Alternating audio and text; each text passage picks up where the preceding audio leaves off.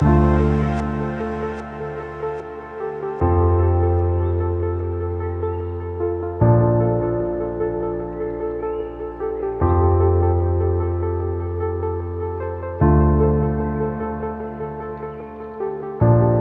Sir 3 साल हो गए आज की बात को, जैसा आप सबको याद है कि 3 साल पहले आज ही के दिन पंचकुला में राइड्स देखने को मिले थे।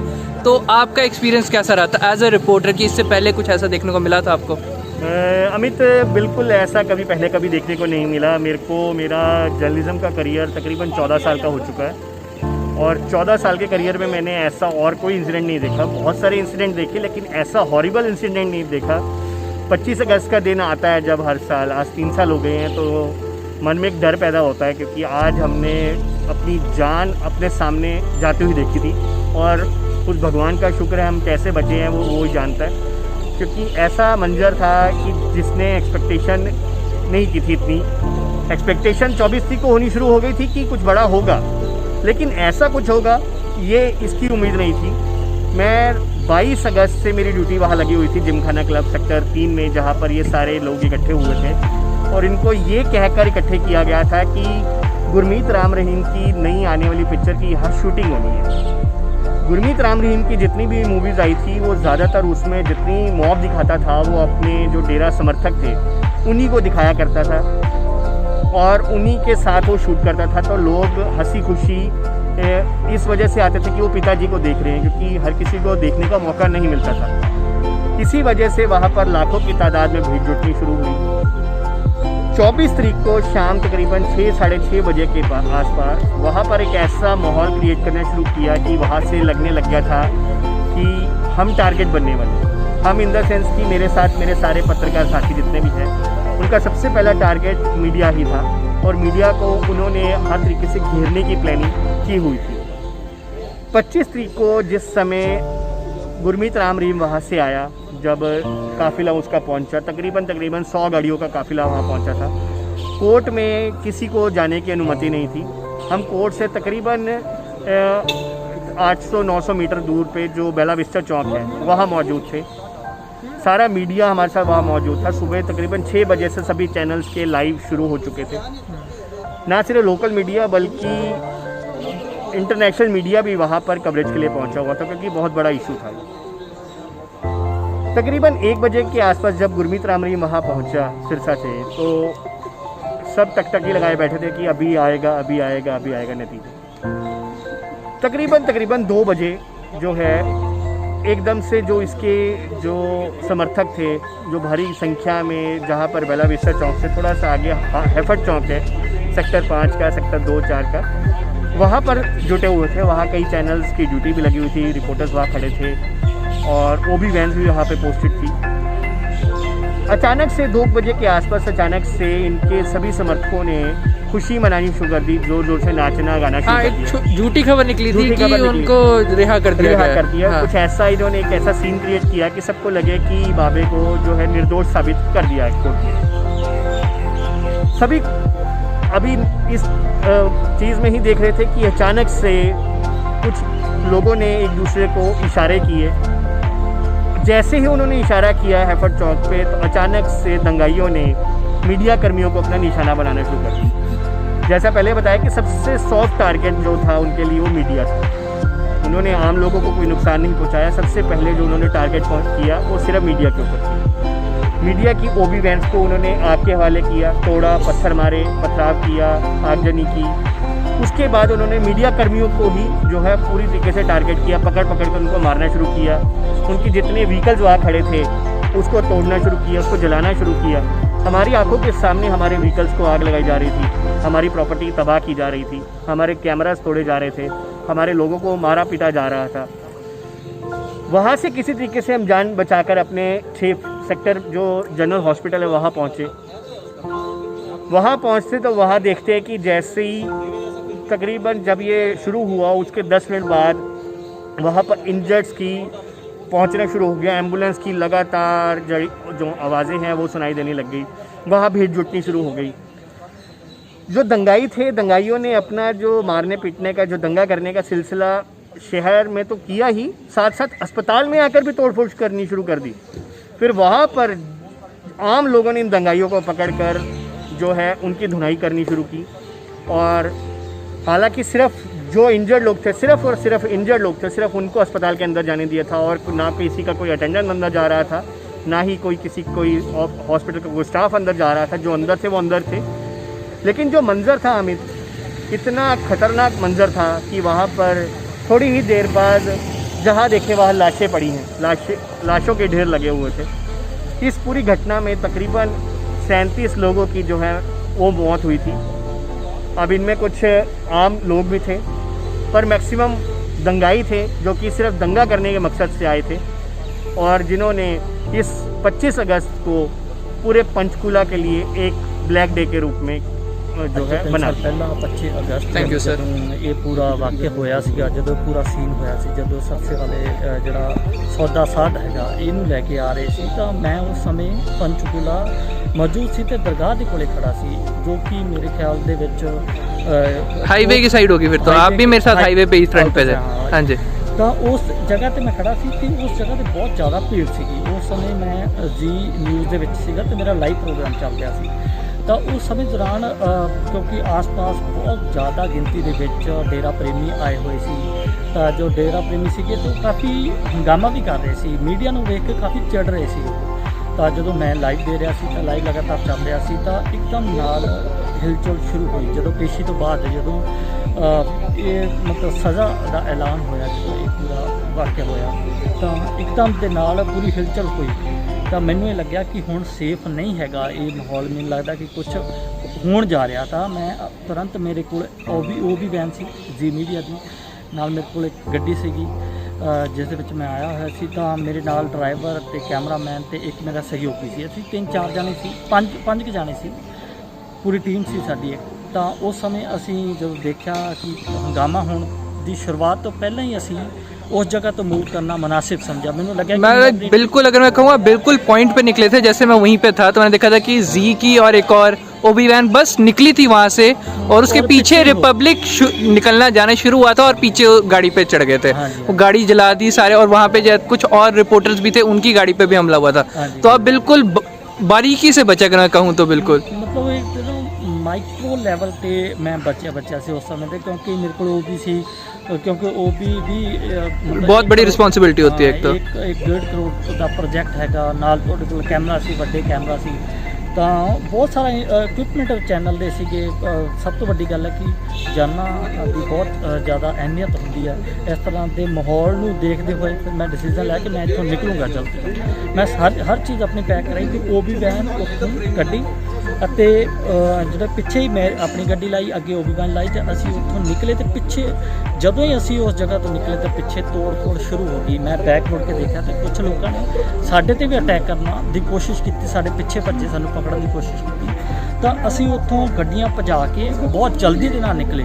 ਤਾਂ ਜਿਵੇਂ ਹੀ ਮੈਂ 50 ਮੀਟਰ ਦੀ ਦੂਰੀ 'ਤੇ ਗਿਆ ਤਾਂ ਮੈਂ ਪਿੱਛੇ ਮੁੜ ਕੇ ਦੇਖਿਆ ਤਾਂ ਪਿੱਛੇ ਗੱਡੀਆਂ ਨੂੰ ਅੱਗ ਲਗਾ ਦਿੱਤੀ ਗਈ ਸੀਗੀ। ਇੰਨੇ ਟਾਈਮ ਦੇ ਵਿੱਚ ਉਹਨਾਂ ਨੇ, और शायद उन्होंने कोले कोई ऐसे जलनशील पदार्थ सी, ऐसे अग लगन वाली चीज़ सी जिवें पेट्रोल डीजल या कुछ होर चीज़ हो सकती है उन्होंने कोले। तो उन्होंने अग लगाई तो पिछे धुआं ही धुआं आ गया साडे। तो उस समय फिर मैं बहुत जल्दी के नाल ओबी वैन भी फोन किया, वो ऑपरेटर से जोड़े उन्होंने फोन किया कि जल्दी इतों कड्डो। तो असीं उस टाइम निकलते बड़े बचते उस जगह तो ये एक बहुत मुश्किल भरा टाइम से, क्योंकि उस समय ਦੇ ਵਿੱਚ मतलब एक बंदा समझ नहीं पाता कि आखिरकार हो की गया एकदम नाल ऐसे कि, क्योंकि डिसीजन का भी हले क्लीयर पता नहीं चल पा रहा सीगा कि डिसीजन की आया।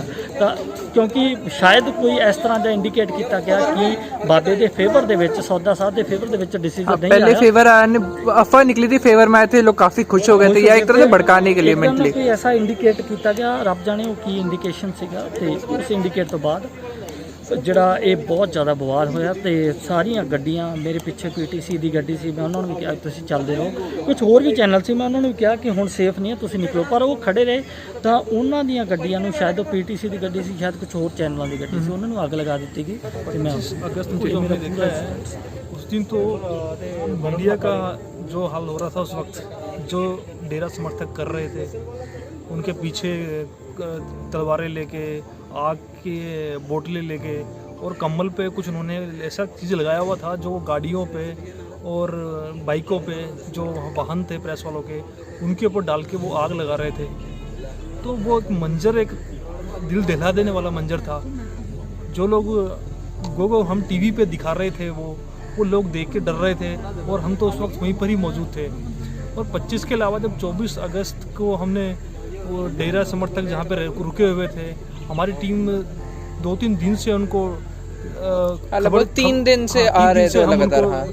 हम 3 दिन से उनके लोगों की खबर दिखा रहे थे कि लोग इकट्ठे हो रहे हैं। तो हम जैसे उनके 24 अगस्त को उनके बीच में गए, उन्होंने तब भी हमारे साथ में झगड़ा करने की कोशिश की कि जो मीडिया वाले हैं वो राम रहीम के बारे में गलत खबर दिखा रहे हैं, ये कर रहे हैं। लेकिन 25 अगस्त को जब कोर्ट का फैसला आया, तब जैसे ही हम लोग कवरेज कर रहे थे, हमारी ओबी वैन और जो पत्रकार थे वो सभी खड़े हुए थे। तो हमारी ओबी वैन्स खड़ी थी वहाँ पे, तो हमारी तार लगी होती है ओबी वैन्स की, तो वो तारे भी जो कुछ ओबी वैन वाले थे ड्राइवर, वो खींच के भागे, तार काट के भागे निकलने वहाँ से, और बिल्डिंगों के ऊपर जाके चढ़ गए जान बचाने के लिए। कई कैमरे भी छिपा दिए हमने ताकि हमारी पहचानना है कि हम प्रेस से हैं। तो वो एक मंजर, एक दिल दहला देने वाला मंजर था हमारे लिए, जो हम कभी ज़िंदगी में भूल नहीं पाएंगे, और बहुत ही ख़तरनाक मंजर था। तो गए आज वजह, तो क्या याद आता है 3 साल पहले कि आज जितना नुकसान देखने को मिला था? देखो 3 साल जब भी यह याद किया जाता है तो इसमें सबसे ज़्यादा सरकार का फेलियर ही नज़र आता है।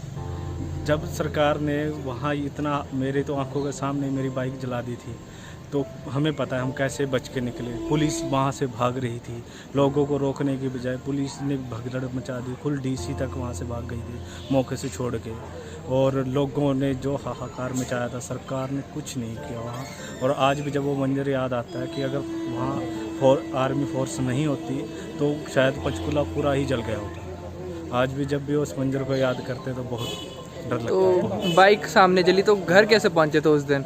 उस दिन घर छुपते छुपाते हैफेड की बिल्डिंग के पीछे छुपे, फिर वहाँ से निकले, फिर आगे पार्क में छुपे, ऐसे छुपते छुपाते सेक्टर 6 में पहुँचे हम, जहाँ हमारा ऑफिस था हॉस्पिटल के साथ। फिर वहाँ जाके बैठे रहे जब तक मामला हुआ नहीं ठंडा। फिर 7-8 बजे वहाँ से निकले जब पूरी तरह से, मतलब फिर एक तरह चोरों की तरह छुप के तरह, बस चोरों की तरह छुप के पहुँचे।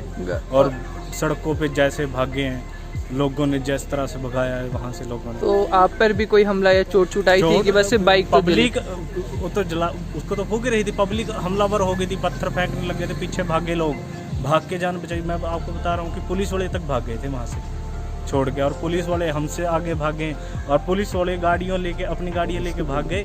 और उसमें ये नहीं है कि किसी को साथ बिठा लें, जो इनोसेंट बंदे हैं या पत्रकार हैं, सभी को छोड़ करने के लिए। सुमित सर, आपको नियर अबाउट 10 से 15 साल हो गए हमारी इस लाइन में।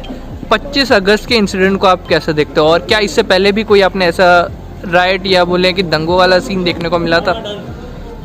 देखो, सीन तो काफ़ी देखने को मिले हैं, क्योंकि कई जगह पे जहाँ पर हम जाते हैं कवरेज करने के लिए, कब वहाँ पर हालात अब बेकाबू हो जाएं और लाठी चार्ज हुआ, या फिर कहें कि कोई बार कोई रोज़ मार्च इस तरह से चल रहा होता है कि इतना प्रभावी हो जाता है। लेकिन ये जो पूरा एक, अगर हम कहें कि जो पंचकुला में हुआ, राम रहीम के जो समर्थकों ने किया, वो इतना नहीं सोचा था कि इतना ज़्यादा बुरा हाल हो जाएगा। ये शुरुआती दौर की बात बता रहा हूँ। लेकिन उसके बाद जिस दिन, जैसे कि आज के दिन हुआ ये सुबह, तो सुबह जब हम वहाँ पे गए, क्योंकि एक बार रात को गए, रात के बाद दोबारा जो सुबह लाइव करने के लिए गए, हम 2 लोग थे।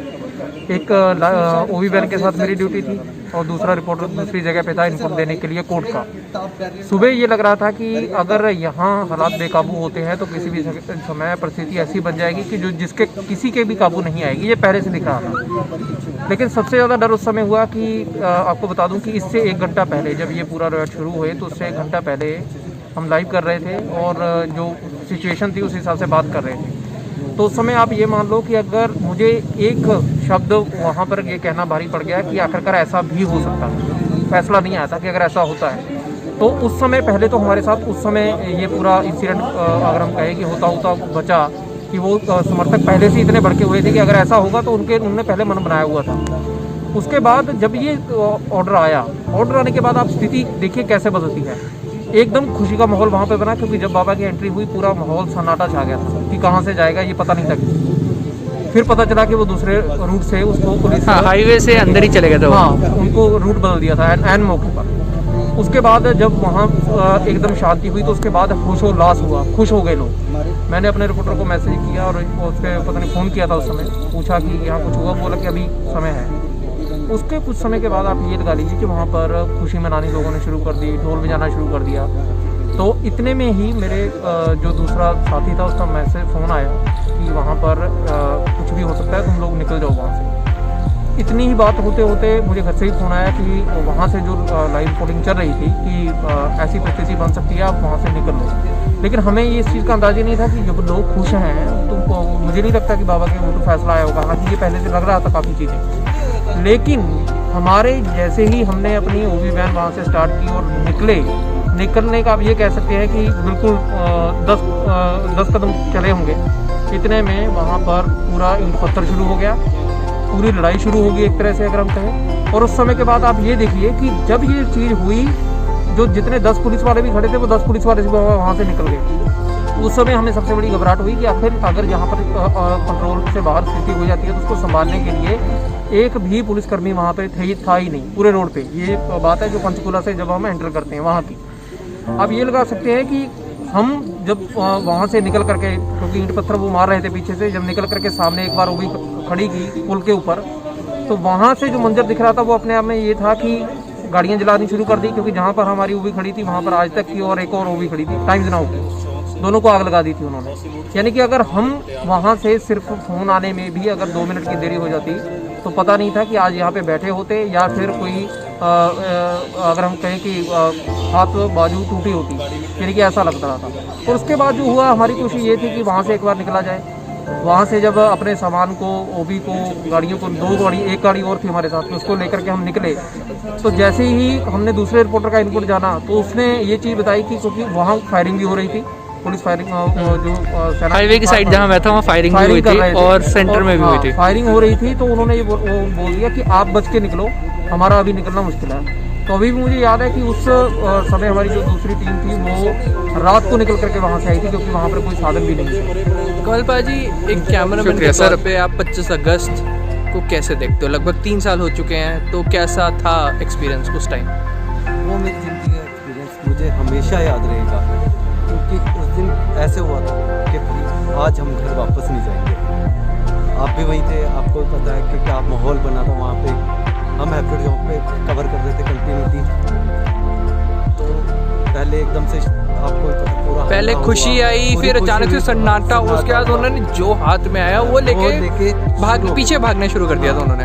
तो मैं बैरिकेड के बिल्कुल ऐसे सामने खड़ के कवर कर रहा था, मुझे लगा मेरे पीछे पुलिस भी है, आर्मी भी है ना, तो ऐसे मैं वजह से अपना कवर कर रहा था कि हाँ ठीक है, मुझे शॉट मिल रहा है, सब कुछ है। वो ओवी जला के मैं वहाँ से कवर कर रहा था, तो मुझे पीछे से आवाज़ आई किसी की नॉन की कि भाई बैरिकेड टाप के इधर आ जा। तो मैंने इतना नहीं लगा कि बस पीछे तो है, पीछे यार पुलिस वाले हैं, देख लेंगे अगर कोई आएगा भी मेरी तरफ तो पीछे पुलिस वाले ही पलट के टाप लूंगा, हाँ। तो वो मुझे बचा ही लेंगे। हाँ। पर जब मुझे दोबारा आवाज़ आई और मैंने पीछे पलट के देखा तो कोई भी नहीं था, वो पुलिस वाले खुद भाग गए, क्योंकि वो क्राउड इतना ज़्यादा था कि पुलिस वाले क्या, एक बार आर्मी वाले भी वहाँ से हिले, पीछे हो गया था काफी। सब कुछ आर्मी वाले भी इसलिए हिले क्योंकि उन्हें शूट कोई का ऑर्डर नहीं मिला था। हाँ। जब तक उन्हें ऑर्डर नहीं आता वो भी बेचारे कुछ नहीं कर पाते। तो अचानक से वो पीछे हो गए। और जब मैंने देखा तो फिर मुझे एसएसपी थे वहाँ के, हाँ। उन्होंने कॉलर से पीछे से पकड़ के ऐसे ही ऊपर को उठा लिया बैरिकेड के। ओहो, एक ही बार में पकड़ गए, तब थोड़ी जान में जान आई शायद की बचा, क्योंकि क्राउड मेरी तरफ आ रहा था। हाँ। तो उसके बाद मैं हैफेड के, मुझे उन्होंने हैफेड के अंदर भेजा, तो हम हैफेड की बिल्डिंग में चढ़े, हमारे साथ डीसी मैडम भी थे, हम सारे ऊपर गए, तो क्राउड सारा हैफेड की बिल्डिंग के पास आ गया, उन्होंने इतने पत्थर मारने शुरू कर दिए। उस दौरान मेरी बाइक भी वहाँ पर जल गई। तो बाइक तो जल गई और साथ में कईयों आपकी क्या हर किसी की जली है? लाइक मेरे साथ के जो मीडिया कर्मी थे उनकी भी जली। तो जब सारा सीन खत्म हुआ, हमने कवरेज करी, तो हमें आने की टेंशन कि अब जाएं कैसे भाई। तो उसके बाद वहाँ से जो रेड बोर्ड के एम्बुलेंस में रख के लेके जा रहे थे, तो उस एम्बुलेंस में बैठे हम और वहाँ से पंचकुला के सेक्टर 6 के हॉस्पिटल पहुँचे। अच्छा। वहाँ पे हमारे सहयोगी थे अमर जी, एम्बेचवन वाले। फिर उनकी एक मारुति कार थी, उस दिन हमने उस मारुति कार को इनोवा बना दिया था। कितने लोग थे? इनोवा की कैपेसिटी वाले लोग उस मारुति कार के अंदर जाके MH1 के ऑफिस गए, फिर वहाँ से अपने अपने घर गए। चलो, शुक्रिया सर अपना एक्सपीरियंस शेयर